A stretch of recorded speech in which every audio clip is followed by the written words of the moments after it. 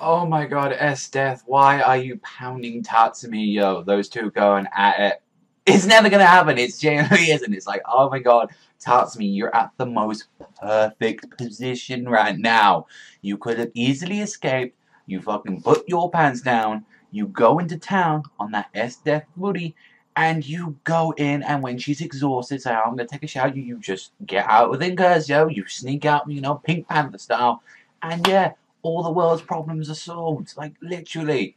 Like, but yo, in this episode of Akame greatness, seeing like all of the Jaegers at the start, and like Tatsumi was just genuinely shitting himself as he was there. He was there on the mountain, was like saying like he was gonna be a backup Jaeger member, and like Esdeath holding his hand and her being like, it's just adorable just seeing like Esdeath, like this most badasses of all bitches like that. She's known for slaying countless people, and she's there like all blushing and being shy with Tatsumi, and I'm like, oh my god, why? Like, I mean, keep the death part out with her, but a character like her, I think without the psychopath put to it, would be adorable. And it's like, Tatsumi, you could have been using that. You could have had at least one night.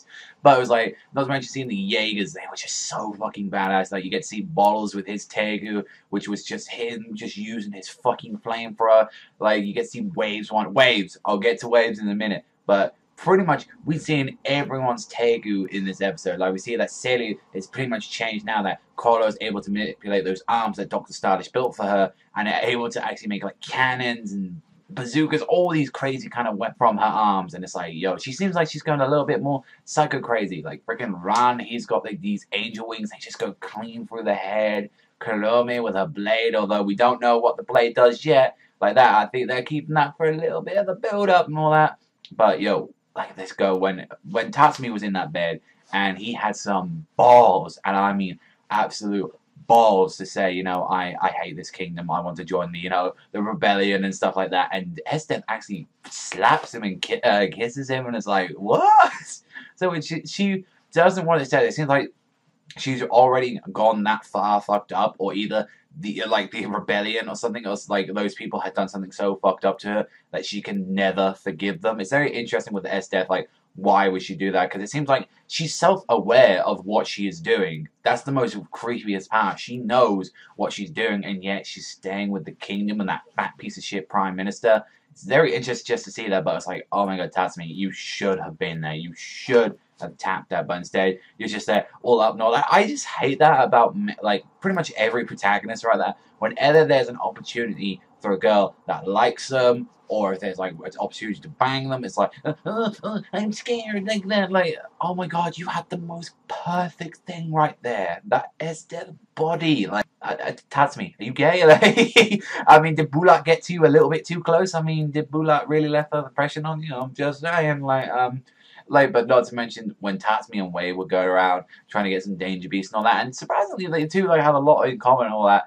Like, not to mention being from the six, like all back in the middle of nowhere. Like they also share sort of like the same amount of like kind of relationship, and it was very interesting seeing that they actually share pretty much the same Tegu as well, which is awesome since we see Wave's one Grand Chariot Tegu is just this massive speed blitzing thing that is pretty much actually the Incursio is a prototype to the Grand Chariot. So we see in his one like just absolutely dominating. He didn't know it was Tatsumi using his Incursio trying to escape.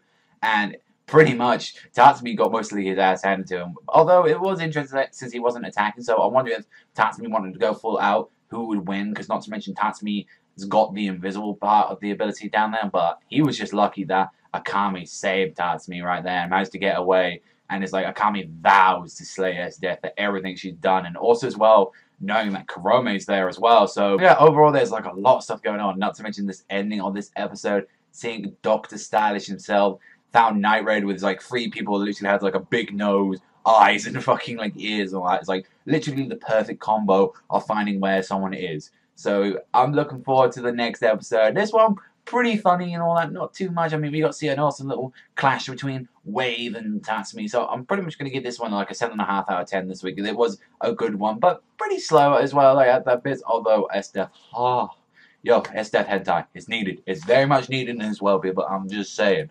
But that's all me else today. Watching as always. And remember, I'll see you guys next time. Strello Panda, and remember, if you've got any Esdeath Hentai, you send it to the man here. Peace, guys.